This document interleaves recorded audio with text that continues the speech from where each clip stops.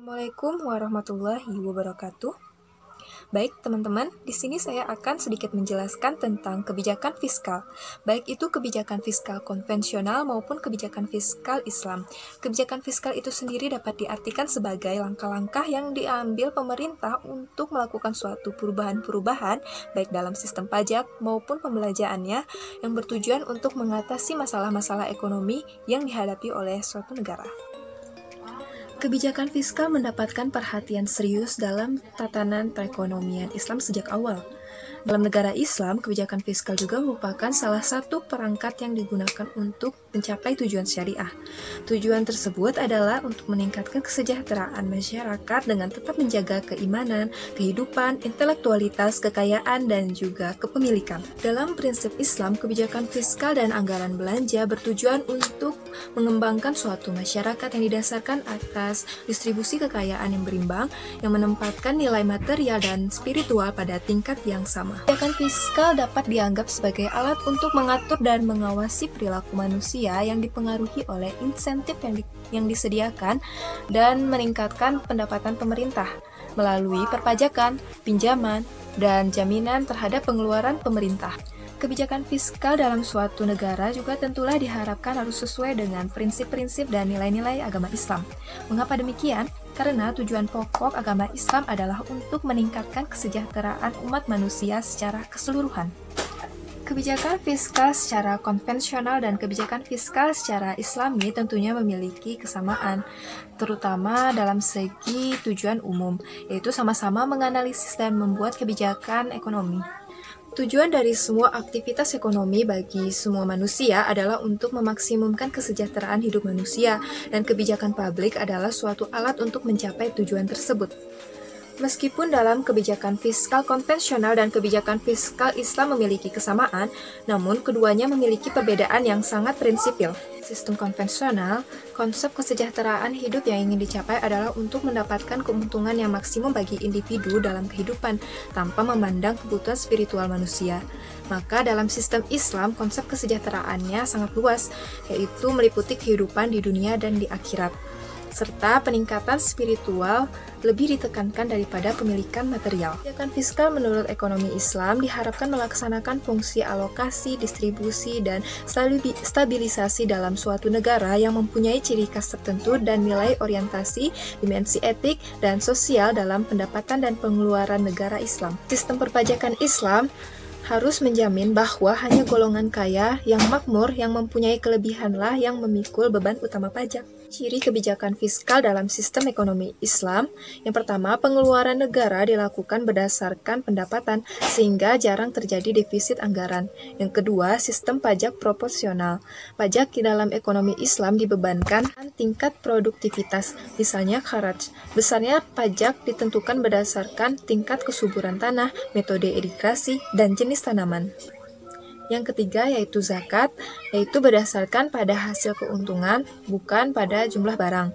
Misalnya zakat perdagangan, yang dikeluarkan zakatnya adalah hasil keuntungannya, sehingga tidak ada pembebanan terhadap biaya produksi. Menurut Adi Warman Al-Karim, menjelaskan bahwa dalam struktur anggaran pendapatan belanja negara atau yang disebut APBN, terdapat beberapa instrumen atau alat yang digunakan untuk menghimpun dana guna menjalankan pemerintahan. Yang pertama yaitu melakukan bisnis. Pemerintah dapat melakukan bisnis seperti perusahaan lainnya, misalnya dengan mendirikan badan usaha milik negara atau BUMN. Yang kedua yaitu pajak, yaitu penghimpunan dana yang umum dilakukan adalah dengan cara menarik pajak dari masyarakat. Pajak dikenakan dalam berbagai bentuk, seperti pajak pendapatan, pajak penjualan, pajak bumi dan bangunan, dan pajak lainnya.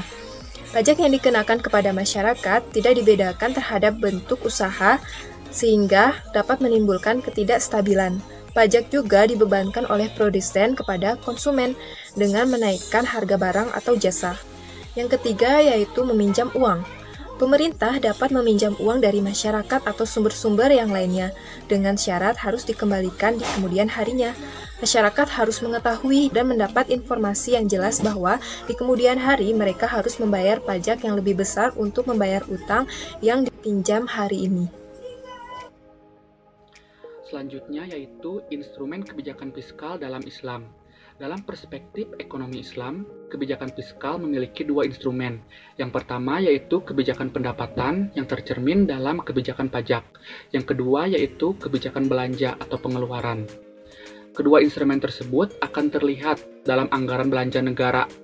Instrumen kebijakan pendapatan atau sumber penerimaan negara terdiri dari zakat, kharaj, yaitu pajak bumi atau tanah pertanian, usyur, yaitu pajak perdagangan atau bea cukai, jizyah, yaitu pajak yang dikenakan pada kalangan non-muslim, ghanimah, yaitu harta rampasan perang, khums, fai, kafarat, dan pendapatan lain yang bersumber dari usaha yang halal.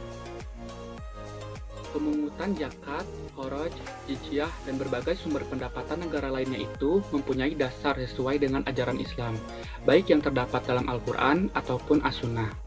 Dengan demikian, perintah membayar pajak-pajak tersebut dalam Islam merupakan tindakan religius yang didorong untuk menciptakan kesejahteraan kepada seluruh lapisan masyarakat, baik muslim maupun non-muslim.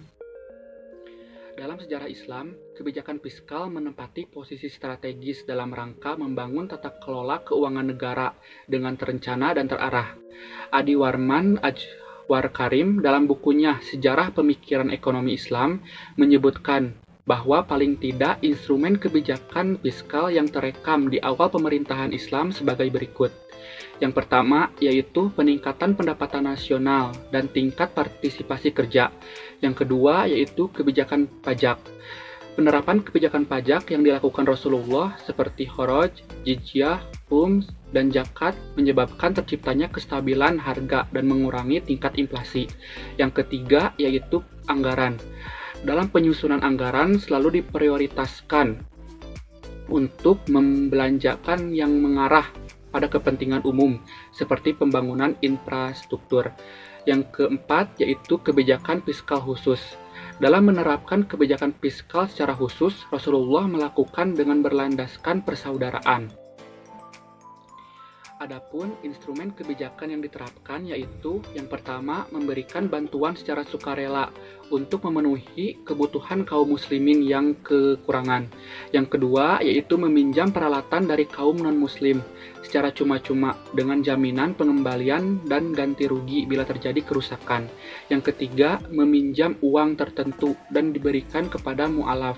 Yang keempat menerapkan kebijakan insentif untuk menjaga pengeluaran dan meningkatkan partisipasi kerja dan produksi kaum muslimin. Kebijakan anggaran penerimaan pemerintah secara umum, sumber pemasukan negara dalam perspektif ekonomi Islam adalah zakat, kharaj atau pajak pertanian, jizyah atau pajak perorangan, khums atau pajak harta rampasan perang, usyur atau pajak perdagangan, warisan kakalah atau orang yang tidak mempunyai ahli waris, kafarat atau denda, hibah, dan pendapatan lain yang bersumber dari usaha yang halal. Dari penjelasan tadi, dapat dipahami bahwa sistem perekonomian mengenai anggaran belanja ada suatu perbedaan yang mendasar mengenai sistem anggaran belanja Islam dan modern. Islam menitik beratkan pada masalah pelayanan terhadap urusan umat yang telah diserahkan oleh syara dan ditetapkan sesuai dengan apa yang menjadi pandangan agama Islam. Berbeda dengan anggaran belanja modern, lebih menekankan pada suatu campuran rumit antara rencana dan proyek. Lebih lanjut, pembelanjaan pemerintah dalam koridor negara Islam sebagaimana dikemukakan oleh Abdurrahman Al-Maliki yang dikutip oleh Mustafa Edwin Nasution, yaitu negara menjamin pemenuhan kebutuhan-kebutuhan primer per individu secara menyeluruh dan membantu dalam memenuhi kebutuhan sekunder dan tersiernya sesuai kadar kemampuannya. Jaminan pemenuhan kebutuhan primer ini meliputi pertama, jaminan kebutuhan-kebutuhan primer bagi setiap individu secara menyeluruh. Kebutuhan ini meliputi sandang atau pakaian, pangan atau makanan, dan papan atau tempat tinggal. Kedua, jaminan kebutuhan-kebutuhan primer bagi rakyat secara keseluruhan. Kebutuhan-kebutuhan kategori ini meliputi keamanan, kesehatan, dan pendidikan. Terkait kebijakan pengeluaran pemerintah, pengendalian anggaran yang efisien dan efektif merupakan landasan pokok dalam kebijakan pengeluaran pemerintah, yang dalam ajaran Islam dipandu oleh kaidah-kaidah syariah dan penentuan skala prioritas. Terima kasih. Materi selanjutnya yaitu mengenai kebijakan belanja negara. Para ulama terdahulu telah memberikan kaidah-kaidah umum yang didasarkan dari Al-Quran dan Hadis dalam memandu kebijakan belanja pemerintah. Di antara kaidah-kaidah tersebut, yang pertama, pembelanjaan pemerintah harus dalam koridor maslahah. Dan yang kedua, menghindari musaqqah atau kesulitan. Dan mudorot harus didahulukan ketimbang melakukan pembenahan. Yang ketiga, mudorot individu dapat dijadikan alasan demi menghindari mudorot dalam skala umum. Dan yang keempat, pengorbanan individu dapat dilakukan dan kepentingan individu dapat dikorbankan demi menghindari kerugian dan pengorbanan dalam skala umum. Kelima yaitu kaidah al-Jurnubi al-Gunni, yaitu kaidah-kaidah yang menyatakan bahwa yang mendapatkan manfaat harus siap menanggung beban dan yang ingin beruntung harus siap untuk menanggung kerugian. Yang keenam yaitu ma'la yatim nual yazibu illa bihi fahuwa wajib, yaitu kaidah yang menyatakan bahwa sesuatu hal yang wajib ditegakkan dan tanpa ditunjang oleh faktor penunjang lainnya tidak dapat dibangun, maka menegakkan faktor penunjang tersebut menjadi wajib hukumnya. Kaidah-kaidah tersebut dapat membantu dalam mewujudkan efektivitas dan efisiensi pembelanjaan pemerintah dalam Islam. Adapun kebijakan belanja umum pemerintah dalam sistem ekonomi Islam dapat dibagi menjadi 3 bagian, yaitu yang pertama, belanja kebutuhan operasional pemerintah yang rutin. Yang kedua, belanja umum yang dapat dilakukan pemerintah apabila sumber dananya tersedia. Yang ketiga, belanja umum yang berkaitan dengan proyek yang disepakati oleh masyarakat berikut sistem pendanaannya. Adapun kaidah syariah yang berkaitan dengan belanja umum pemerintah mengikuti kaidah-kaidah yang telah disebutkan. Secara rinci, pembelanjaan negara harus didasarkan pada yang pertama, kebijakan belanja harus sesuai dengan maslahat umum. Tidak boleh dikaitkan dengan kemaslahatan seseorang atau kelompok masyarakat tertentu, apalagi kemaslahatan pejabat pemerintah. Dan yang kedua, kaidah efisiensi dalam belanja rutin. Mendapatkan sebanyak mungkin manfaat dengan biaya yang semurah-murahnya. Kaidah ini akan membawa pemerintah jauh dari sifat mubazir dan kikir. Di samping alokasinya harus pada sektor-sektor yang sesuai syariah. Yang ketiga, prinsip keadilan, yang artinya tidak hanya berpihak pada orang kaya saja dalam pembelanjaan. Yang keempat, yaitu prinsip komitmen dengan aturan syariah. Maka alokasi belanja negaranya boleh pada hal-hal yang mubah dan menjauhi haram.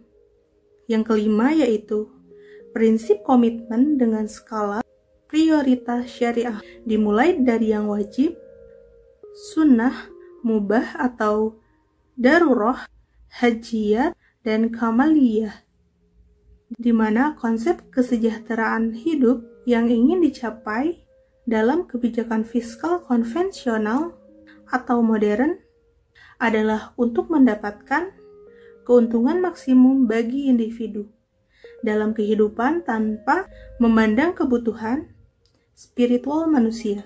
Sementara dalam sistem Islam, konsep kesejahteraannya sangat luas, meliputi kehidupan di dunia dan di akhirat, serta peningkatan spiritual lebih ditekankan daripada pemilikan material. Terkait anggaran penerimaan negara dalam fiskal Islam diperoleh melalui zakat, khoroj atau pajak pertanian, jizyah atau pajak perorangan, khums, pajak harta rampasan perang, warisan kafalah, orang yang tidak mempunyai ahli waris, hibah, dan pendapatan lain yang bersumber dari usaha-usaha yang halal. Adapun mekanisme penggunaan dana-dana tersebut, ada instrumen yang penggunaan dananya terikat, seperti zakat, dan ada pula yang bersifat tidak terikat. Terkait kebijakan anggaran belanja negara, ada suatu perbedaan yang mendasar mengenai sistem anggaran belanja Islam dan modern. Islam menitik beratkan pada masalah pelayanan terhadap umat yang telah diserahkan oleh syara dan ditetapkan sesuai dengan apa yang menjadi pandangan agama Islam. Berbeda dengan anggaran belanja modern, lebih menekankan pada suatu campuran rumit antara rencana dan proyek. Selain itu, sendi kebebasan sistem ekonomi Islam memberikan peluang dan akses yang sama dan memberikan hak-hak alami kepada semua orang. Kepemilikan individu dilindungi, tapi perlu diimbangi dengan rasa tanggung jawab dan dibatasi oleh landasan moral dan hukum. Dalam kerangka moral Islam, setiap individu tidak akan melakukan monopoli, tindakan korupsi, dan mengabaikan kepentingan orang lain untuk diri sendiri, keluarga, ataupun kerabat. Semua individu memiliki peluang dan kesempatan yang sama untuk berusaha dan mengalokasikan pendapatannya secara efisien tanpa mengganggu keseimbangan ekonomi masyarakat. Baik, di sini saya akan menjelaskan tentang distribusi ekonomi dalam Islam. Keadilan dalam pendistribusian tercermin dari larangan dalam Al-Quran, yaitu Quran Surat Al-Hasyr ayat 59. Supaya harta kekayaan tidak hanya beredar di antara orang-orang yang kaya saja, tetapi diharapkan dapat memberi kontribusi kepada kesejahteraan masyarakat sebagai suatu keseluruhan. Oleh karena itu, dalam sistem ekonomi Islam, penumpukan kekayaan oleh sekelompok orang harus dihindarkan dengan langkah-langkah yang dilakukan secara otomatis untuk memindahkan aliran kekayaan kepada masyarakat yang lemah. Dengan demikian, sistem distribusi dalam pandangan ekonomi Islam harus didasarkan pada prinsip-prinsip dasar ekonomi Islam. Di antaranya, yang pertama yaitu kebebasan individu, yang kedua jaminan sosial, yang ketiga larangan menumpuk harta, dan yang terakhir yaitu distribusi kekayaan yang adil. Mekanisme sistem distribusi ekonomi Islam dapat dibagi menjadi dua, yaitu mekanisme sistem ekonomi dan mekanisme non-ekonomi. Yang pertama yaitu mekanisme ekonomi, meliputi aktivitas ekonomi yang bersifat produktif berupa berbagai kegiatan pengembangan harta dalam akad-akad muamalah, seperti membuka kesempatan seluas-luasnya bagi berlangsungnya sebab-sebab kepemilikan individu, dan pengembangan harta melalui investasi, larangan menimbun harta, dan lain sebagainya. Dan untuk yang kedua yaitu mekanisme non-ekonomi, adalah mekanisme yang tidak melalui aktivitas ekonomi produktif, melainkan melalui aktivitas non-produktif seperti pemberian hibah, sedekah, zakat, dan warisan. Baik, selanjutnya yaitu bentuk-bentuk pendistribusian harta. Bentuk-bentuk pendistribusian harta dengan mekanisme non-ekonomi ini sebagaimana dikemukakan oleh Al-Zawi tahun 2007 antara lain adalah yang pertama yaitu pemberian harga negara kepada warga negara yang dinilai memerlukan. Yang kedua yaitu pemberian harta zakat yang dibayar oleh muzaki pada mustahik.